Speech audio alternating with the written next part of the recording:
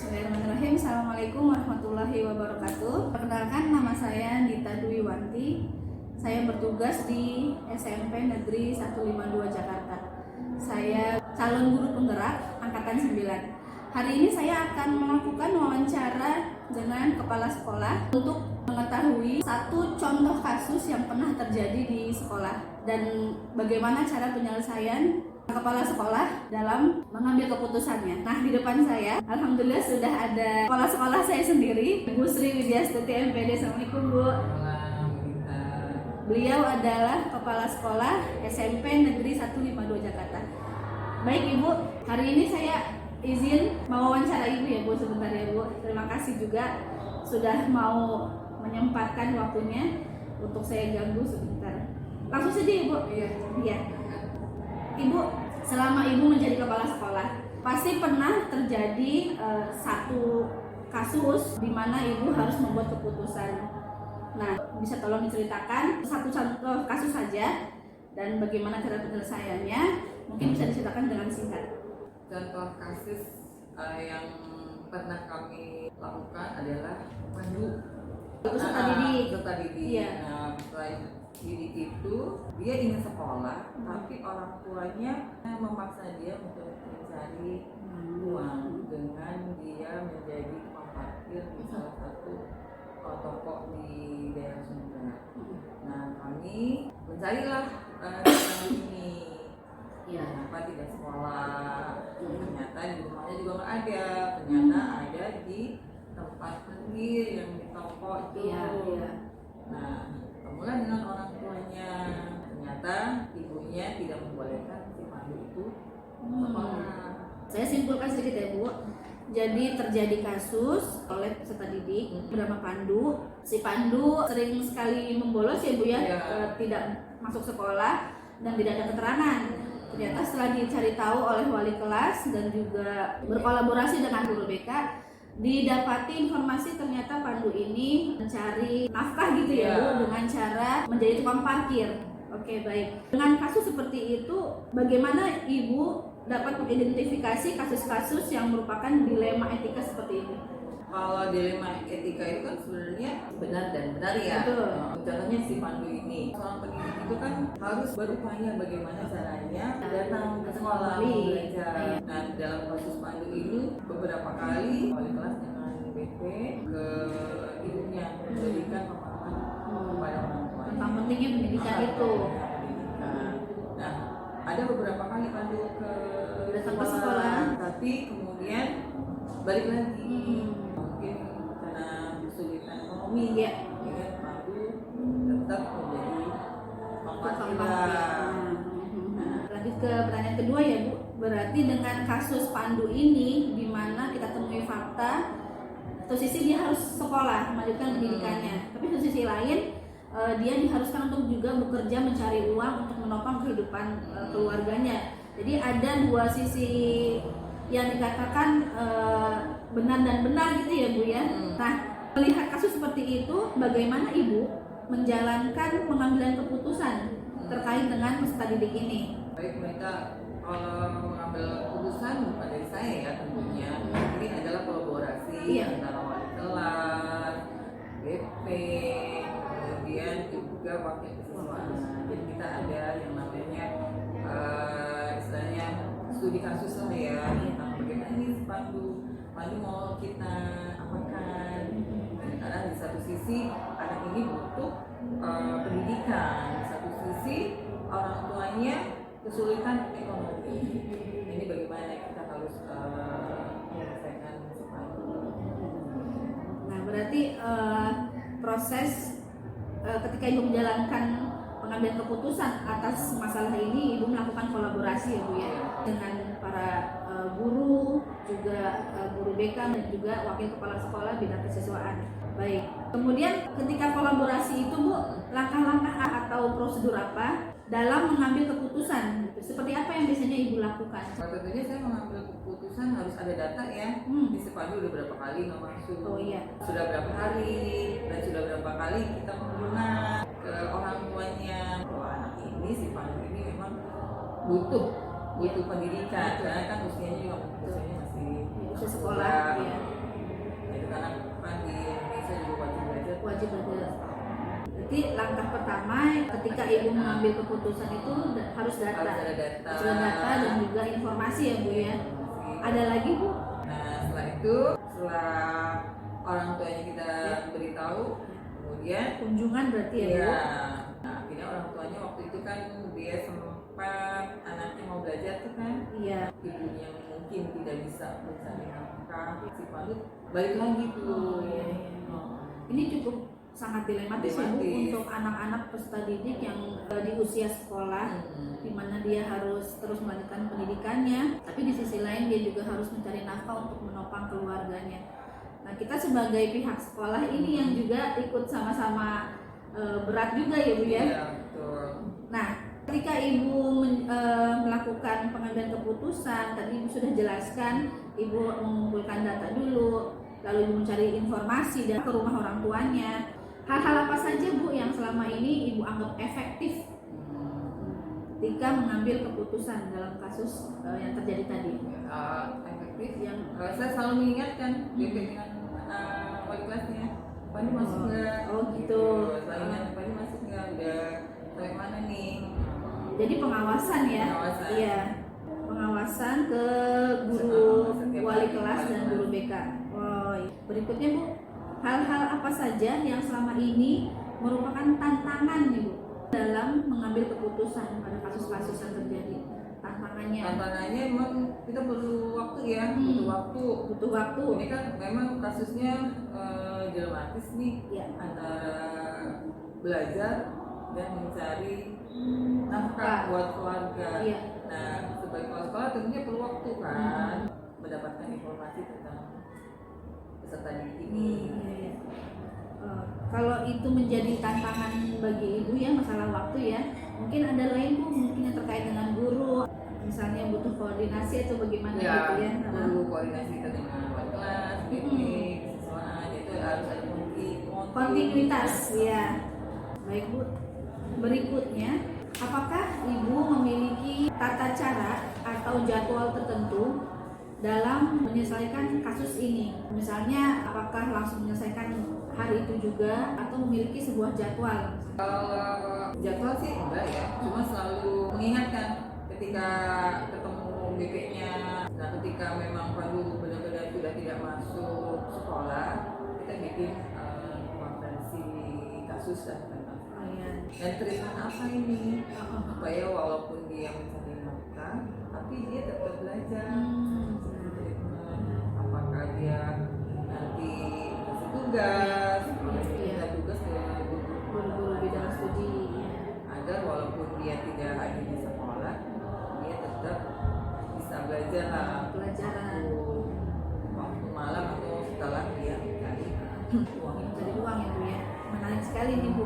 Jadi tadi Ibu katakan tidak ada jadwal tertentu dalam menyelesaikan sebuah kasus ya, khususnya kasus ini.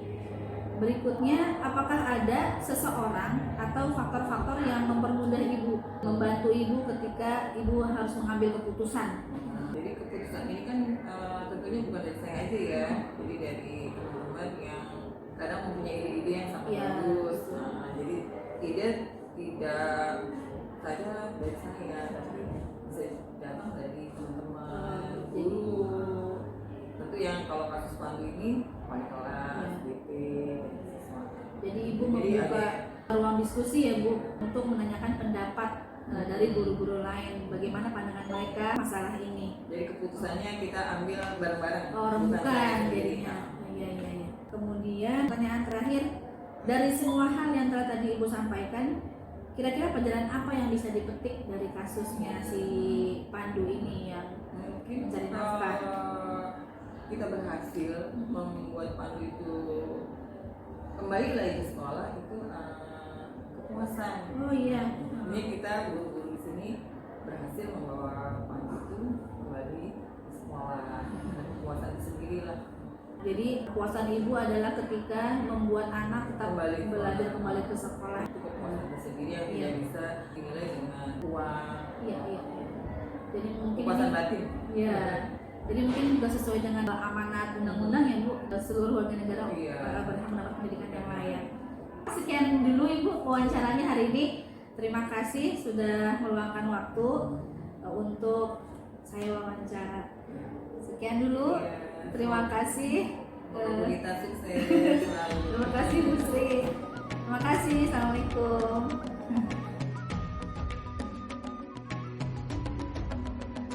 Bangun dan bukalah matamu, saatnya meraih mimpimu. Arahkan pandangan ke depan, Tuhan kan menuntunmu. Sadarilah masa berganti, tantangan kan kita hadapi. Bergandeng tangan untuk negeri, era kita menanti berseri. Kita belajar Pancasila, kita bernafas dalam sila-silanya. Kita belajar Pancasila, ayo kita jaga untuk Indonesia. Bismillahirrahmanirrahim. Assalamualaikum warahmatullahi wabarakatuh. Perkenalkan, nama saya Nita Diwanti. Saya bertugas di SMP Negeri 152 Jakarta. Saya calon guru penggerak angkatan 9. Hari ini saya berencana untuk mewawancarai Ibu Husnul Khotimah dari SLB Negeri 9. Assalamualaikum Ibu. Waalaikumsalam. Ibu, perkenalkan, nama saya Nita. Ibu hari ini mau mengganggu waktunya sebentar. Ini saya mau wawancara Ibu sedikit, boleh Ibu? Boleh. Boleh. Ibu Husnul, di sekolah yang Ibu pimpin, Ibu pasti pernah 1-2 kali mengalami atau terjadi kasus-kasus di sekolah ini. Ya, Ya, nah bagaimana cara Ibu untuk proses pengambilan keputusannya? Nah, sebelum diceritakan mungkin bisa diceritakan dengan singkat tentang kasusnya. baik. Saya akan menceritakan tentang penerimaan siswa mutasi. Nah, kemarin kami ada siswa yang tidak lulus atau tidak masuk dalam kriteria kita sesuaikan dengan kuota. Ya. Tapi orang tuanya mengadu, katanya sih begitu, iya. ke Kabit SD PKLK. Mungkin orang tua tersebut minta bantuan, terus orang yang diminta bantuan itu menghubungi saya, minta harus diterima, seperti mengancam gitu akan mengadu ke LSM. Itu bagi saya tuh berat ya Mas, Iya, berat iya, ya. iya. Karena kan saya kan baru ya kan gitu loh. Saya diskusi lah dengan wakal-wakal, terus saya coba hubungi dengan kepala sekolah PLT sebelumnya gitu, bagaimana mengatasi masalah ini. Terus saya diskusi dengan pengawas sekolah, kalau saya pusing saat itu ya gitu, karena kan sudah penerimaan gitu kan, sudah kodik sudah di pemutahiran gitu ya. Saya juga coba berdialog dengan guru-guru, banyak yang menentang. Jadi saya diskusi juga dengan lokasi gitu. Lokasi juga mau membantu seperti itu. Saya juga sedang mengatur strategi yang diterima itu seperti apa, karena kan memang rombongan tidak ada gitu, rombongan autis gitu saat itu. Terus saya menghubungi Kabit PAUD ya, mana memang kami di bawah Kabit PAUD kan sebenarnya kan. Saya coba menghubungi, alhamdulillah Kabit PAUDnya juga welcome untuk diskusi. Kita konfirmasi ke Kabit, benar gak ini karya apa staf sana gitu. Ternyata bukan. Alhamdulillah. Alhamdulillah ya, saya tidak buru-buru ngambil itu ya, berarti ada jalan. Ternyata hal itu terjadi bukan di SLB 9 aja, ada SMA. Oh, itu. Ibu, sebelum nanti kita masuk ke bagaimana cara Ibu menyelesaikannya, saya rangkum dulu sebentar ya Bu ya, bahwa Ya, ternyata terjadi kasus ya, terjadi permasalahan di sekolah SDN SLB 9 ini, dan itu menyangkut peserta didik Iya, dan betul. juga kebijakan sekolah Iya. PPDB itu sendiri. Nah, dari kasus yang Ibu ceritakan, menurut Ibu apakah itu dilema etika atau Dilema, rujukan ada. moral? Bagaimana cara Ibu mengidentifikasinya? Saya merasa itu dari media. etika ya. Ilmu etika. Saya sendiri belum tahu ya ini bagaimana gitu untuk mengatasi masalah ini gitu. Satu sisi memang murid punya hak ya Iya. untuk masuk di sini, tapi kita juga punya kriteria gitu loh. Jadi bukan cuma satu murid aja yang Kebijakan regulasi gitu ya Bu. regulasi, gitu loh. Jadi ya kalau orang tua dicerita ya nangis, saya kan sebelumnya sudah saya duluan gitu loh, Iya. karena cerita tentang anaknya. Tapi kalau di sini tidak ada gurunya bagaimana? Iya. Ya. Terus anaknya autis dan autisnya kalau ringan sih nggak apa-apa ya, autisnya berat, hanya 100 gitu kan. Jadi ya udah belum kita berpikir bagaimana strateginya ini gitu. Kalau anak diterima tuh bagaimana mengaturnya gitu. Jadi gitu ya. Tapi saya diskusikan dengan guru-guru gitu. Iya. Langkah-langkah seperti ini bagaimana gitu. Jadi saya diskusi dan juga ambil keputusan bersama. Iya. Baik Ibu, berikutnya nih. Selama ini bagaimana Anda menjalankan pengambilan keputusan di sekolah Anda? Terutama untuk kasus-kasus di mana ada dua kepentingan yang sama-sama benar atau sama-sama mengandung nilai kebajikan. Ya saya diskusi dengan guru-guru ya. Iya. Tapi tetap pengambil keputusan itu saya gitu. Iya. Bagaimana saya cari jalan tengahnya gitu biar Jalan tengah. semua orang punya pendapat ya gitu. Iya. Saya nggak mau mematikan aspirasi orang gitu jadinya. Tapi juga harus berani mengambil keputusan gitu loh. Alhamdulillah sih selama ini dari hasil ya diskusi terus saya juga mengambil keputusan dengan sangat dalam ya alhamdulillah selama ini sih masalah bisa diatasi. Berikutnya Ibu, langkah-langkah atau prosedur pengambilan keputusan seperti apa yang biasa Ibu lakukan selama ini? Langkah-langkahnya Bu, atau prosedurnya atau caranya? Langkah-langkahnya ya itu saya akan diskusi dengan waka dulu. Dengan waka, iya. Waka terus setelah itu saya diskusi dengan guru-guru. Ya saya terima segala aspirasi ya masukan dari guru-guru. Karena bagi saya semua orang bisa berpendapat gitu kan. Saya nggak mau mematikan orang, tapi juga tetap kita cari jalan tengahnya. Iya. Bagaimana gitu. Pasti dengan pertimbangan-pertimbangan ya baik buruknya itu memang harus dipertimbangkan. Ternyata teori dengan praktek memang beda. Cukup berat ya Bu ya Cukup berat, kalau iya. mengalami langsung Iya, gitu benar. di Dengan lapangan. praktek itu beda. Karena banyak pertimbangannya lah gitu. Iya, iya. Yang harus kita pertimbangkan dan efek-efeknya apa dari Iya. bagi kita bagi Sisi sekolah positif ini dan negatifnya. ya gitu. terus pengaruhnya ke kita nanti bagaimana takutnya apa nanti kita mungkin dicap bagaimana dengan atasan kita atau bagaimana gitu loh tentang sekolah kita jadi atas nama sekolah lah intinya kan jadi harus hati-hati harus hati-hati dalam mengambil keputusan dan saya selalu juga berdialog bukan di bawah itu dari atas juga gitu, Iya. dengan pengawas dengan Ke jenjang makasih, atas ya Bu, ya. ke Saya pengawas coba dulu. diskusikan seperti ini kan Iya. saya diskusikan Konsultasikan. konsultasikan gitu jadi saya ya, tidak salah dalam mengambil keputusan Iya, gitu. iya, iya. Alhamdulillah ya Bu, semua bisa dilalui Itu dan bagi saya itu Ibu berat. sudah berusaha untuk mengakomodir seluruh aspirasi guru-guru Iya, betul. di level sekolah. Kemudian setelah di level sekolah Ibu naik ke atas Iya, untuk betul. dikonsultasikan ke Iya. pengawas sekolah. Nah Ibu, dari tadi langkah-langkah yang sudah Ibu sebutkan dan cara ya prosedur ya pengambilan keputusan, apa saja hal-hal apa saja yang selama ini Ibu anggap efektif dalam pengambilan keputusan pada kasus dilema etika seperti tadi? Harus pertimbangan ya pertimbangan matang gitu loh baik buruknya dalam mengambil keputusan gitu baik dari untuk sekolahan ataupun apapun yang bersinggungan dengan sekolahan gitu ataupun dengan murid atau apapun gitu ya Iya. itu harus pertimbangan dan harus hati-hati itu aja karena kita atas nama sekolah Ternyata garis merahnya ini komunikasi. saya dengan pengawas selalu Iya. komunikasi gitu apapun saya komunikasi baik program ataupun ada masalah gitu. Nah Ibu, dari kasus-kasus yang mungkin terjadi di sekolah ini, hal-hal apa saja yang selama ini dirasa seperti tantangan nih, tantangan dalam mengambil keputusan? Apa yang menjadi tantangannya ketika mengambil keputusan? Tantangannya itu saya harus mengakomodir masukan dari guru-guru. Saya tidak mau meremehkan pendapat orang. Berikutnya Ibu, apakah Ibu memiliki tata cara, jadwal tertentu ketika menyelesaikan sebuah kasus dilema etika? Apakah langsung menyelesaikan hari itu juga atau Menyelesaikan hari memiliki itu. jadwal?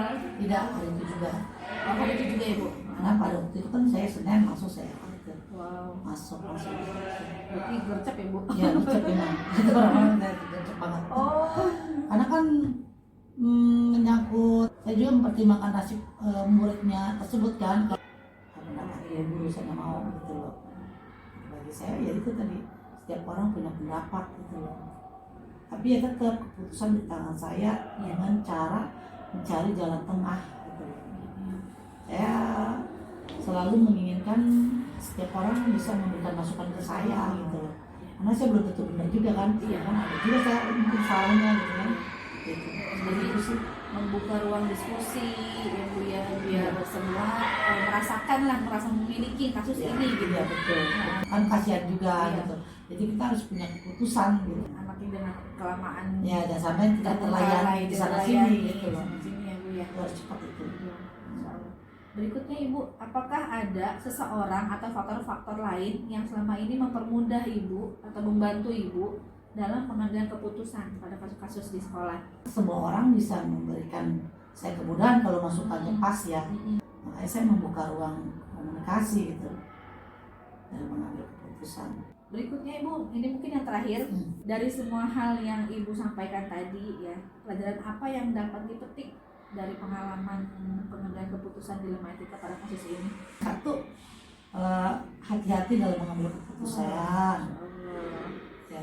Terus kedua, harus perbanyak komunikasi dengan siapapun agar lebih akurat dalam mengambil keputusan. Jadi semua ide-ide atau masukan tuh semua dijadikan, dirangkum jadi Iya. satu dan diambil garis tengahnya gitu ya Bu. Iya. Keren. Karena prinsip saya semua orang punya pendapat. Dari saya dulu saya selalu begitu.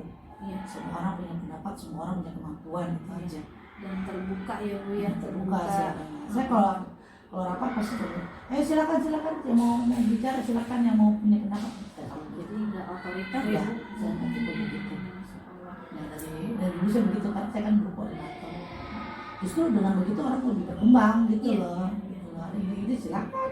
Saya menganggap semua orang pasti punya ide gitu kan. Jadi guru-guru pun tidak takut menyuarakan pikiran dia Iya. ya Bu.